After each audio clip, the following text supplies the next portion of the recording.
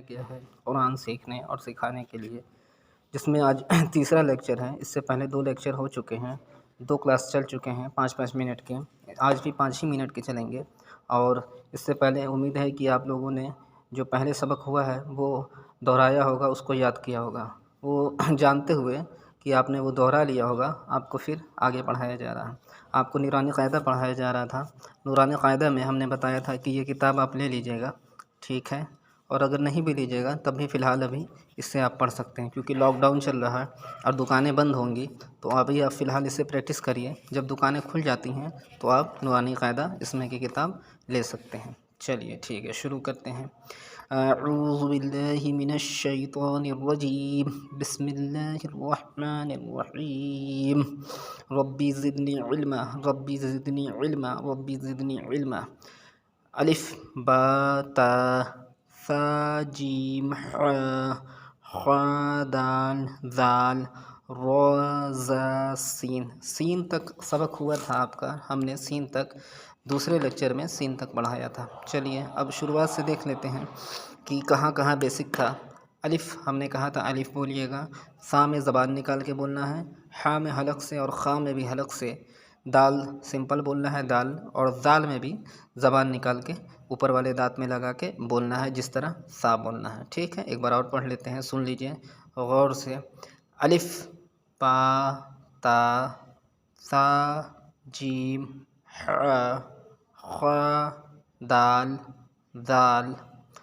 उसके बाद हमने 3 हरूफ बढ़ाया था, रो ज़ा सीन, रो ज़ा सीन।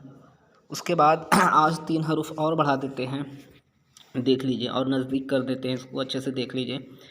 ये है शीन। हमने बताया था कि एक होता है सीन, जो सी की तरह लिखते हैं, इंग्लिश वाले सी की तरह बोलते हैं, जैसे इंग्लिश में सी बोलते हैं उस तरह ये सीन है। और इस तरह अगर इंग्लिश में सीन लिखेंगे तो इस तरह लिखेंगे, हिंदी में सीन लिखेंगे तो इस तरह लिखेंगे, ठीक है। उसके बाद ये 3 हर्फ पढ़ते हैं, शीन सौद सौद। शीन देखिए, जिस तरह बड़ा शाह होता है या SH होता है, आप देखेंगे SHEEN। अगर इसको पढ़ेंगे तो बोलेंगे शीन। क्या बोलेंगे? शीन। देखिए एक बार और देख लीजिए, SHEEN, शीन बोलेंगे। या हिंदी में अगर इसको हम लिखेंगे तो इस तरह लिखेंगे, शीन, ठीक। बड़ा शा पे बड़ी की मात्रा लिखेंगे और उसके बाद ना लिखेंगे। तो इसी तरह इस वाले शीन को आपको यहाँ पे बोलना है, ठीक है। चलिए, शीन सौद ज़ौद। देखिए सौद ज़ौद बोलने का तरीका ये है कि एकदम मुंह भर के मोटा बोलते हैं। जैसे मान लीजिए अगर हम ये लिखते हैं साद, ठीक। अब इसके ऊपर ये एक आगत ध्वनि, इसको हिंदी में आगत ध्वनि कहते हैं, आगत ध्वनि, ठीक है। इसका मतलब होता है कि जिस वर्ड पे या जिस वर्ड पे ये लगा होता है उसको खींच के बोलते हैं, जैसे सौद, ठीक है। तो यहाँ पे जिस तरह इसको बोल रहे हैं सौद, तो उसको उसी तरह यहाँ पे हम इस सौद को बोलते हैं, ठीक है। इसको क्या करते हैं, मुंह भर के बोलते हैं, पूरा मुंह भर के और थोड़ा खींच के और मुंह गोल करके, जैसे सौद, ठीक। और इसी तरह ज़ौद भी होता है। जैसे हिंदी में आपको अगर ज़ौद लिखना हो तो आप ऐसे लिखेंगे सौद। ये आगत वर्ड, आगत ध्वनि जिसे कहते हैं, ये लगेगा, इसका मतलब है कि थोड़ा खींचना है और इसको मुंह भर के बोलना है, ठीक है। तो पढ़िए इसे, शीन सौद ज़ौद, शीन सौद ज़ौद, शीन सौद ज़ौद। चलिए शुरू से पढ़ लेते हैं।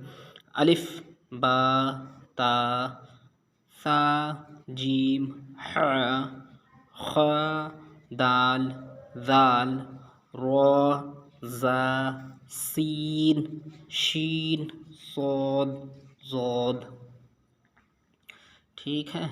चलिए फिर से पढ़िए, अलिफ बा ता सा जीम हा खा दाल ज़ाल रो ज़ा सीन, फिर शीन सौद ज़ौद। देखिए आपको फ़र्क कहाँ करना है, आपको फ़र्क इस सा में, इस सीन में, इस शीन में और इस सौद में। ये तीनों एक तरह सा सा है, लेकिन चारों में फ़र्क है। इसको बोलेंगे तो ऊपर वाले दांत में ज़बान लगा के सा, इसको बोलेंगे तो सी की तरह, जैसे इंग्लिश वाला सी होता है सी, और बोलेंगे सीन। और इसको बोलेंगे तो एस एच, जो बड़ा बड़ा शाह होता है या इंग्लिश में एस एच लिखते हैं, शाह की आवाज़ निकलती है, उस तरह इसको बोलेंगे शाह, यानी शीन बोलेंगे इसको, शीन। तो बोलेंगे शीन। फिर इसको सौद बोलेंगे, सौद, इसको मोटा बोलेंगे और थोड़ा खींच के बोलेंगे, सौद। इसको जौद बोलेंगे, इसको भी थोड़ा मोटा बोलेंगे और खींच के बोलेंगे, ठीक है।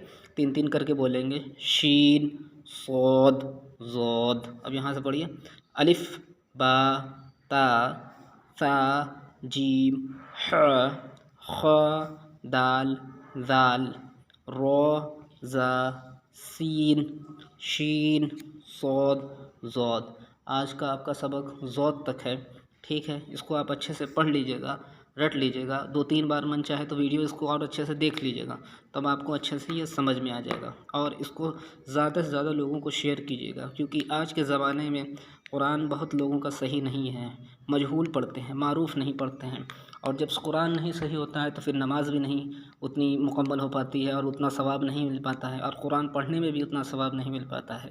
इसलिए कुरान सही करने को सबसे ज़रूरी समझिए और इसको ज़रूरी समझ के सही कर लीजिए। बहुत से ऐसे लोग होते हैं कि उम्र बढ़ने पे शर्म भी करते हैं किसी से पढ़ने के लिए, उनके लिए भी ये वीडियो बहुत मुफीद होगा। वो आराम से कभी भी 5-10 मिनट बैठ के इसको देख सकते हैं, सुन सकते हैं, पढ़ सकते हैं, इसमें कोई दिक्कत भी नहीं है, ठीक है। अस्सलाम वालेकुम।